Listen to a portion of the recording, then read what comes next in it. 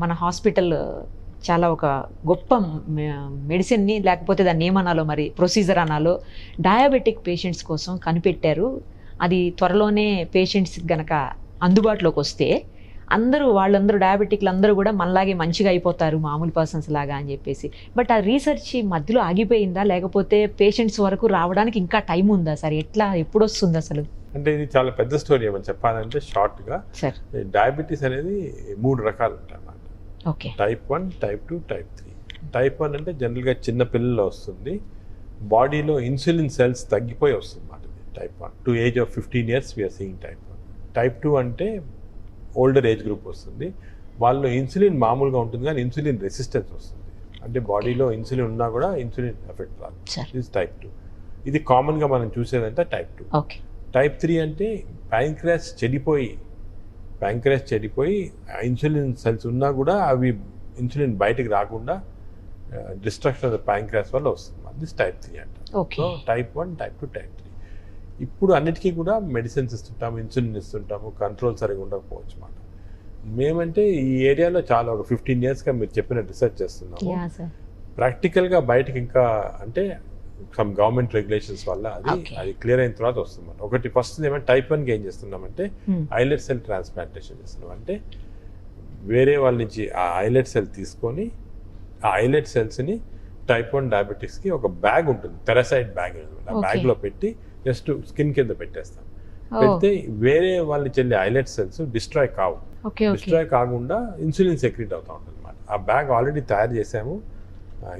Actually ఇది big project from DBT అంటే department of biotechnology తోటి మేము IIT Indian institute science Bengaluru అని టైప్ చేసి తయారు చేసాము, రెడీ ఉంది. ఇంకా దీనికి యానిమల్ వర్క్ అయిపోయింది, మంకీస్లో we showed that it is very effective. పెద్ద పేపర్ పబ్లిష్ అయింది ఇంటర్నేషనల్ జర్నల్ ఆఫ్ ట్రాన్స్ప్లాంటేషన్లో చేసాం అది.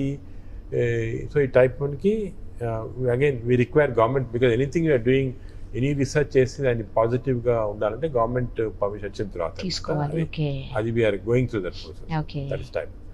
టైప్ 2కి ఏమంటే it is not insulin deficiency, insulin resistance. బాడీలో ఇన్సులిన్ రెసిస్టెన్స్ వస్తుంది మాట. అది ఇన్సులిన్ రెసిస్టెన్స్ ఎందుకు వస్తుంది మనకి చాలా వరకు తెలియదు. రీసెంట్గా చాలా రీసెర్చ్ వల్ల ఏం తెలిసిందంటే డియోడినం అంటే చిన్న ప్రేగులో ఒక ప్రోటీన్ సెక్రీట్ అవుతుంది. ఆ ప్రోటీన్ సెక్రీషన్ వల్ల that is creating insulin resistance బాడీలో అంతా. సో దానికి ఏం చేస్తామంటే ఎండోస్కోపీ ద్వారా ట్రీట్మెంట్ చేయొచ్చు అన్నమాట. అది ఏం చేసాం, ఫస్ట్ మేము ఏం చేసామంటే అగైన్ ఒక US కంపెనీతో రీసెర్చ్ చేసి వీ ఫౌండ్ ఏ ట్యూబ్. ఆ ట్యూబ్ స్టమక్ నుంచి చిన్న ప్రేగులకి బైపాస్ చేసుకుంటే కిందకి వెళ్ళిపోతుంది. సో ఫుడ్ వెళ్ళి ఆ ఇన్సులిన్ రెసిస్టెంట్ ఫ్యాక్టర్ని స్టిమ్యులేట్ చేయకుండా. మరి ఈ ట్యూబ్ అనేది ఓన్లీ 6 months పెట్టచ్చు, మళ్ళీ తీయాలి. సో అది కాకుండా మోర్ పర్మనెంట్ మెథడ్ ఏమంటే DMR అని వచ్చింది, అంటే డియోడినల్ మ్యూకోజల్ రీసర్ఫేసింగ్. ఎండోస్కోపీ ద్వారా మేము ఇంటెస్టైన్ చిన్న ప్రేగులకి వెళ్ళి ఆ చిన్న ప్రేగుల్ని లేజర్ ద్వారా కానీ హీట్ ద్వారా కానీ దాన్ని చేంజ్ చేస్తాం. కంప్లీట్ చేంజ్ చేస్తే ఆ insulin resistance factor it won't be secreted, diabetes control అయిపోతుంది. ఇది కూడా టెక్నిక్ కాబట్టి, టెక్నాలజీ కాబట్టి గవర్నమెంట్ పర్మిషన్ ఇస్ అది కూడా వర్క్ జరుగుతుంది. ఇవన్నీ చేసిన తర్వాత what we found is that ఇమీడియట్గా ఇన్సులిన్ కానీ లేకపోతే టాబ్లెట్స్ కానీ కంప్లీట్గా తగ్గిపోతాయి. వేసుకోవాల్సిన అవసరం ఉండదు. అది థర్డ్ టైప్ 3 చెప్పాక. టైప్ 3కి ఏమంటే ఈ ప్యాంక్రియాస్ చెడిపోయిన వాళ్ళకి ఆ ప్యాంక్రియాటిక్ సెల్స్ తీసి సెపరేట్ చేసి మా దగ్గర రికార్డీ సెల్ సెపరేటర్ ఉంది. అది ఇండియాలో యాక్చువల్లీ ఏషియాలో ఓన్లీ మెషిన్ ఇక్కడ మా దగ్గర రికార్డీ సెల్ సెపరేటర్ ఉంది. ఆ రికార్డీ సెల్ సెపరేటర్ తోటి మేము ఆ స్పెషలైజ్డ్ ఇన్సులిన్ సెల్స్ని కంప్లీట్ సెపరేట్ చేసి దాన్ని ఒక స్పెషల్ కెథెటర్ ద్వారా లివర్కి ఇస్తాం.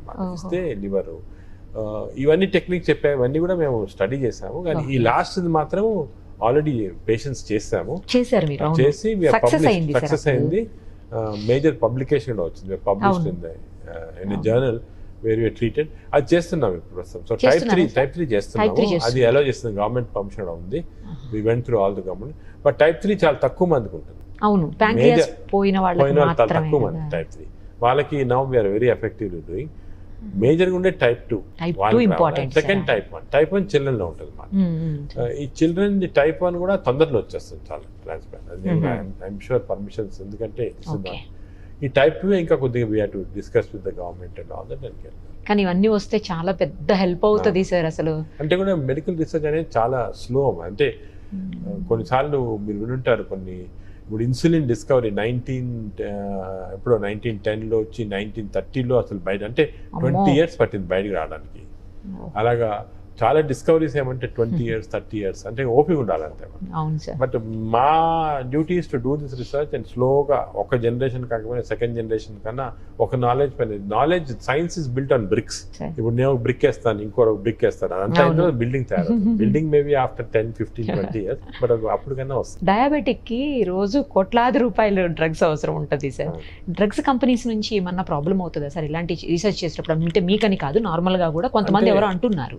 అలాగని కాదు, కాంపిటీషన్ ఉంటుంది, different company different things competition ఉంటుంది.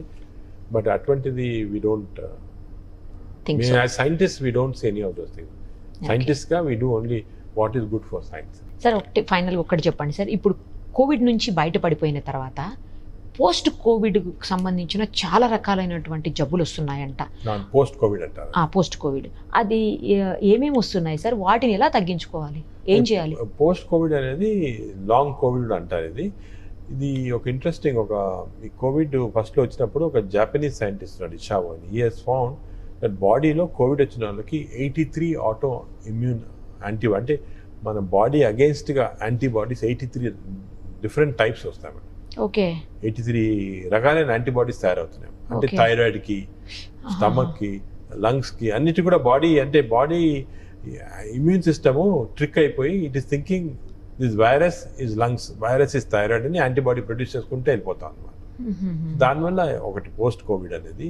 అదేవిధంగా లంగ్లో ఫైబ్రోస్ వచ్చేసి లంగ్ గట్టి పడిపోయి బ్రీతింగ్ ట్రబుల్ వచ్చి చాలా మందికి ఆక్సిజన్ నెలలు సంవత్సరాలు తీసుకుంటా ఉండాలి, సప్లై ఇవ్వాల్సి వస్తుంది. అలా వస్తుంది. అదేవిధంగా ప్యాన్క్రియాస్, ఐలెట్ సెల్, మనం మాట్లాడిన ఐలెట్ సెల్ కి వైరస్ వెళ్ళి డ్యామేజ్ చేసి డయాబెటీస్ లాగా పడుతుంది. ఇక కంటిన్యూ అవుతుంది సార్ డయాబెటీస్. కంటిన్యూ. అలాగే డిఫరెంట్ అటాక్స్ వస్తాయి అన్నమాట. పోస్ట్ కోవిడ్ అనేది ఒక 5% పీపుల్లో చూస్తున్నాము.